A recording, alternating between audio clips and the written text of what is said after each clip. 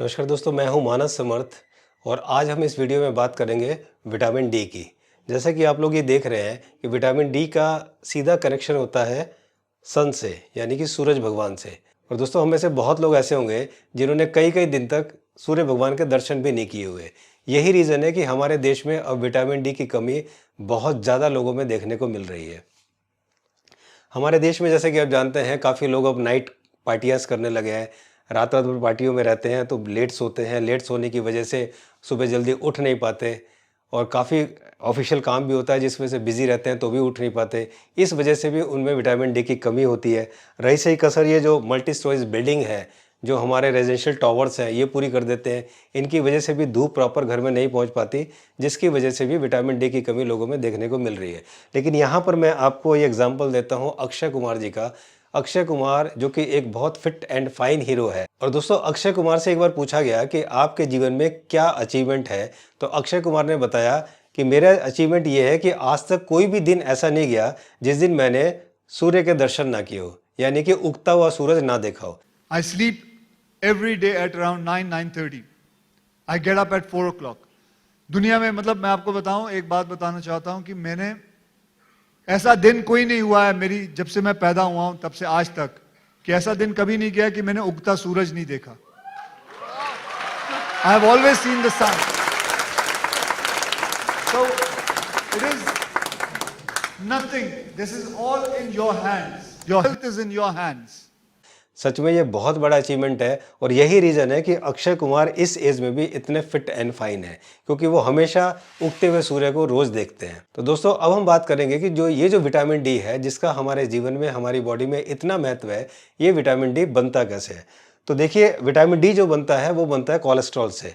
हमारी जो स्किन होती है, स्किन के जो सेल्स होते हैं, सेल में कोलेस्ट्रॉल होता है और जब सूर्य की किरणें उस सेल में पड़ती हैं, यानी कि कोलेस्ट्रॉल को हिट करती हैं, मीन्स जब सूर्य की किरणें हमारे सेल्स को, यानी जिसमें कोलेस्ट्रॉल होता है, कोलेस्ट्रॉल को जब हिट करती हैं तो विटामिन डी बनता है।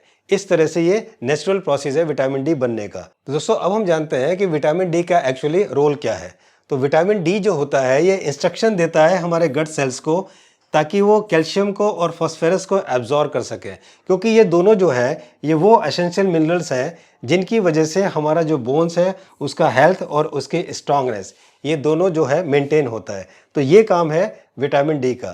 तो दोस्तों, अब हम बात करेंगे कि एक्चुअली यूज़फुल क्यों है। ये यूज़फुल इसलिए है क्योंकि ये हमारे बोन्स के लिए, कैंसर के लिए, डिप्रेशन के लिए, डायबिटीज़ टाइप 2, वेट लॉस और मल्टीपल स्क्लेरोसिस के लिए बहुत ही यूज़फुल है। उसका रीज़न ये भी है कि जब भी विटामिन डी की डेफिशिएंसी होती है, तो डेफिशिएंसी होते ही ये एक इम्बैलेंस क्रिएट करता है हमारे एंटीबॉडीज़ के प्रोडक्शन में। मीन्स हमारी बॉडी में जो भी एंटीबॉडीज़ का प्रोडक्शन होता है, अगर विटामिन डी की कमी होगी तो वहाँ पर ये इम्बैलेंस हो जाएगा। इसके अलावा ये जो एंटीबॉडीज़ है, ये रेस्पॉन्सिबल होती हैं हमारी इम्यूनिटी को बूस्ट करने में, हमारे बोन हेल्थ को मेंटेन करने में और अ रेंज ऑफ बायोकेमिकल रिएक्शंस जो होते हैं उनको मेंटेन करने में ये जो हमारी एंटीबॉडीज़ है ये रेस्पॉन्सिबल होती है। तो अगर ये एंटीबॉडीज़ नहीं बनेंगी ठीक से तो ये सब प्रॉब्लम्स हमारी बॉडी के अंदर आएगी। उसके अलावा जो कि वेरी लॉन्ग लास्टिंग डिजीज़ है, जो कि बड़ी लंबी चलने वाली बीमारियां हैं, उनका फाउंडेशन भी इसकी प्रॉब्लम की वजह से होता है।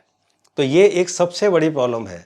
इसके अलावा जैसा कि आप जानते हैं कि विटामिन डी की अगर डेफिशिएंसी किसी के अंदर होती है, कमी होती है, तो बहुत सारी उसमें प्रॉब्लम आती हैं, जैसे कि जॉइंट पेन उसको होगा और एक्सेसिव स्वेटिंग होगी, ड्राई स्किन होगा, डाइजेस्टिव प्रॉब्लम होगी उसको, उसका मूड स्विंग होगा और उसको फटीग की प्रॉब्लम होगी और बोन की प्रॉब्लम तो होनी है। उसके लिए तो कुछ कहने की बात ही नहीं है। और इसके अलावा और भी बहुत सारी दिक्कतें, जैसे कि osteoporosis, heart disease, hypertension, diabetes, cancer और फ्रैक्चर्स इन एडल्टरी, जो कि बूढ़े लोग होते हैं, जो कि एजिड लोग होते हैं, उनको बहुत जल्दी फ्रैक्चर होता है अगर विटामिन डी की डेफिशिएंसी उनके अंदर है। और इन्फेक्शन बहुत जल्दी होता है। और वीक ब्रेन, अगर विटामिन डी की डेफिशिएंसी है तो आपका ब्रेन भी वीक होगा, आपके मसल्स भी वीक होंगे। तो इतनी सारी परेशानियां जो हैं वो विटामिन डी डेफिशिएंसी की वजह से होती हैं। तो दोस्तों, अब हम बात करेंगे कि अगर विटामिन डी का रेंज जो है, अगर ये लोअर रेंज में है तो आपको बोन की प्रॉब्लम होगी, अगर ये मीडियम रेंज में है तो आपको गट की प्रॉब्लम होगी, अगर ये हाई रेंज में है तो आपको टॉक्सिन की प्रॉब्लम होगी, यानी आपकी बॉडी के अंदर पॉइजन बनेगा। इसलिए हमें देखना क्या है कि मीडियम से सेटिस्फैक्ट्री रेंज होनी चाहिए, यानी कि ये जो मीडियम है इससे लेकर सेटिस्फैक्ट्री रेंज तक होनी चाहिए, यानी मीडियम और हायर के बीच में। यहाँ अगर ये रहेगा तो समझिए फिर आपको कोई प्रॉब्लम नहीं होगी और आपका ये वेल मेंटेन विटामिन डी है। तो अब हम जानते हैं कि एक्चुअली रेंज है क्या।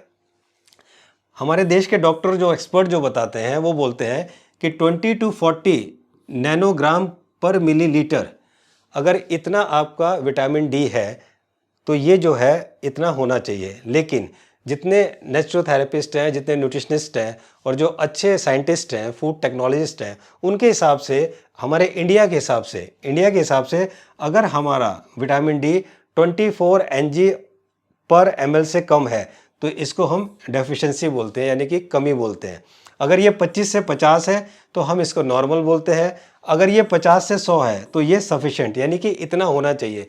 लेकिन फिर भी हमारे जो एक्सपर्ट्स हैं, जो अच्छे एक्सपर्ट्स हैं, वो ये बताते हैं कि ये 100 से ऊपर होना चाहिए और 150 से नीचे होना चाहिए। जी हाँ दोस्तों, जो आपका विटामिन डी लेवल है, जो इसकी रेंज है, वो 100 से ऊपर होनी चाहिए और 150 से नीचे होनी चाहिए, यानी 100 से 120 130 के बीच में होना चाहिए। अगर ये इतना है तो ये सफिशेंट वेल मेंटेन्ड है। और अगर ये 150 से ज़्यादा होता है तो फिर आपकी बॉडी में टॉक्सिन बनाएगा, यानी कि पॉइजन बनाएगा। और आप जानते हैं कि अगर हमारे बॉडी में vitamin E, vitamin A, vitamin D अगर ये ज़्यादा बना, मतलब विटामिन ई अगर ज़्यादा हुआ रेंज से ज़्यादा तो भी, विटामिन ए ज़्यादा हुआ तो भी और विटामिन डी ज़्यादा हुआ तो भी, अगर ये तीनों रेंज से ज़्यादा हुए तो फिर ये हमारी बॉडी में फ़ायदा नहीं करते बल्कि नुकसान पहुंचाते हैं। हमारी बॉडी में टॉक्सिन बनाते हैं, हमारी बॉडी में पॉइजन बनाते हैं। और जब ये लोग टॉक्सिन बनाते हैं तो क्या होता है, नौजिया की प्रॉब्लम होती है, वोमिटिंग होती है, बोन स्पर होता है यानी कि हड्डी बढ़ती है, स्टोन की प्रॉब्लम होती है, ulcer, sunburn, eye damage, ageing skin, heat stroke और स्किन कैंसर। ये सारी प्रॉब्लम होती है अगर ये हमारी विटामिन डी एक्सेस है, यानी कि ज़्यादा है। तो इसलिए हमें ये ज़्यादा नहीं करना है, हमें इसको एक रेंज में रखना है, यानी कि मीडियम से लेकर सफिशिएंट रेंज के अंदर। तो दोस्तों अब हम बात करेंगे कि अगर विटामिन डी डेफिशिएंसी यानी कि 24 से कम है या 25 से कम है तो क्या होगा। अगर ये विटामिन डी हमारी बॉडी में 24 या 25 mg पर मिलीलीटर से कम है तो इरिटेशन होगी, स्लीपिंग प्रॉब्लम होगी, हमारी जो स्किन है वो पीली पड़नी शुरू हो जाएगी और बी कॉम्प्लेक्स की कमी होगी और कैल्शियम की तो कमी होगी ही होगी, उसे तो कोई रोक ही नहीं सकता। तो ये सारी कमियां इस डेफिशिएंसी से भी होती हैं। इसके अलावा अगर आपको लगता है कि आपकी बोन की प्रॉब्लम है, आपको लगता है कि आपको माइग्रेन की प्रॉब्लम है, आपको लगता है कि आपको गट रिलेटेड प्रॉब्लम है, तो समझ जाइए कि आपको हो सकता है विटामिन डी की प्रॉब्लम है। इसके लिए आप तुरंत विटामिन डी का टेस्ट कराइए। तो दोस्तों अब हम जानते हैं कि कैसे हम अपनी बॉडी में विटामिन डी को बना सकते हैं। तो विटामिन डी को बनाने के 2 तरीके होते हैं। पहला तरीका होता है अननेचुरल और दूसरा तरीका होता है नेचुरल। तो सबसे पहले जानते हैं कि अननेचुरल तरीका क्या है। अननेचुरल तरीका है कि जितनी भी ये फार्मा कंपनियां हैं, ये बहुत सारे प्रोडक्ट बनाती हैं, टैबलेट के फॉर्म में, पाउडर के फॉर्म में और कैप्सूल के फॉर्म में। ये जो सप्लीमेंट्स बनाती हैं, विटामिन डी के कैप्सूल और ये सब बनाती हैं, इससे खिलाकर ये विटामिन डी को इंक्रीज करते हैं, हमारी विटामिन डी बनाते हैं।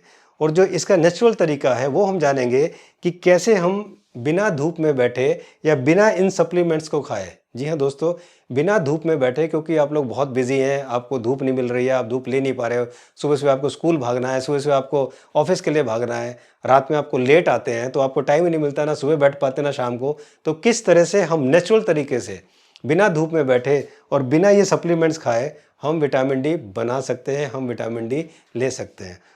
ये है डॉक्टर खादर वली। डॉक्टर खादर वली एक फूड साइंटिस्ट हैं और डॉक्टर खादर वली जो है, इनको मिलेट मैन ऑफ इंडिया के नाम से जाना जाता है। अमेरिका में साइंटिस्ट थे, वहाँ पर ये छोड़कर इंडिया आए, 25 साल इन्होंने रिसर्च किया और श्री धान्य मिलेट के नाम से इन्होंने ये 5 मिलेट्स हमें खाने को दिए, जिनमें बहुत ही गुण है। आने वाली वीडियो में मैं आपको ज़रूर इसकी क्वालिटी सब बताऊँगा। As per doctor Khadar Vali, if food is wrong medicine is of no use. अगर आपका खाना गलत है तो कोई भी मेडिसिन खा लो, आप ठीक नहीं हो सकते। When food is right medicine is of no need. और अगर आपका खाना ठीक है तो आपको मेडिसिन की ज़रूरत ही नहीं है। डॉक्टर खादर वली जी को जब भी मुझे कोई दिक्कत होती है, मुझे कुछ पूछना होता है हेल्थ के बारे में, लोगों की बीमारियों के बारे में, बहुत जल्दी रिप्लाई करते हैं व्हाट्सएप पर भी। अगर कोई क्वेश्चन मैं इनसे पूछता हूँ तो मेरे एक क्वेश्चन का रिप्लाई अगर ये चाहें तो 1 मिनट में भी दे सकते हैं, लेकिन खादर वली जी उस रिप्लाई को 15-20 मिनट तक मुझे समझाते हैं, बताते हैं, बिल्कुल डीप में ले जाते हैं, बहुत अच्छा बताते हैं और पढ़ाते हैं। थैंक यू सो मच खादर वली जी। और आप जैसे लोग अगर देश में हों तो समझिए कि हमारे देश में हेल्दी ना हो तो ये उनकी बदकिस्मती है, ज़रूर हेल्दी होंगे। तो डॉक्टर खादर वली जी के अनुसार अगर आप मशरूम खाते हैं तो मशरूम खाकर आप अपनी विटामिन डी की रिक्वायरमेंट को बहुत अच्छी तरह से नेचुरल तरीके से पूरा कर सकते हो। कैसे, ये मैं आपको बताता हूँ। मशरूम के अंदर एक एर्गोस्टेरोल नाम का केमिकल होता है। ये जो एर्गोस्टेरोल नाम का केमिकल होता है, जब ये सनलाइट यानी कि धूप से मिलता है, तो धूप से जब ये केमिकल मिलता है तो फिर वहाँ पर विटामिन डी बनता है। तो आप किस तरह से इसको नेचुरल तरीके से ले सकते हैं, इसको बनाने का जो तरीका है ये नेचुरल बताता हूँ, ये अननेचुरल तरीका नहीं। ये नहीं बनाएंगे, ये अननेचुरल हमें नहीं करना। हम बताते हैं आपको कि ये नेचुरल तरीका क्या है। तो नेचुरल तरीके से विटामिन डी लेने का तरीका क्या है कि सबसे पहले आपको मशरूम को धूप में 2 दिन सुखाना है। जी हाँ दोस्तों, जो खाने का मशरूम होता है आप लेके आइए, खरीद कर लाइए मंडी से, और आप बाजार से लाने के बाद इसको 2 दिन धूप में सुखाइए, पूरे दिन धूप में सुखाइए। धूप में सुखाने के बाद जिस दिन आपको खाना है उस दिन खाने से 2 घंटे पहले इसको पानी में सोक कीजिए। जितना आपको सब्जी बनानी है मशरूम की, उतने मशरूम को खाने बनाने से 2 घंटे पहले पानी में सोक कीजिए। सोक करने के बाद इसकी आप सब्जी बनाइए, और इस सब्जी को अगर आप हफ्ते में 2 दिन खाते हैं, 2 दिन का मतलब केवल 2 टाइम, मीन्स अगर आपने मंडे को दिन में खाया या रात में खाया, उसके बाद फ्राइडे को दिन में रात में खाया, या थर्सडे को दिन में रात खाया, अगर आप पूरे हफ्ते में 2 टाइम मशरूम की सब्जी खाते हैं तो उस मशरूम की सब्जी से 2 टाइम खाकर आप पूरे हफ्ते का विटामिन डी की जो रिक्वायरमेंट है उसको आप पूरा कर सकते हो। जी हाँ दोस्तों, मशरूम की सब्जी हफ्ते में सिर्फ 2 टाइम खानी है, 2 दिन नहीं, 2 टाइम खाकर आप इसको विटामिन डी की रिक्वायरमेंट जो पूरे हफ्ते की है वो पूरी कर सकते हैं। ध्यान आपको ये रखना है कि ये जो आपने मशरूम को जिस पानी में सोक किया था उसी पानी का यूज़ करना है आपको सब्जी बनाने में। जो सब्जी बनाएंगे तो इस पानी को भी उसी में ही यूज़ कर लेना है, ये आपको ध्यान रखना है। तो दोस्तों ये है बेस्ट तरीका, नेचुरल तरीके से मशरूम के द्वारा आप विटामिन डी की रिक्वायरमेंट को पूरा कर सकते हो।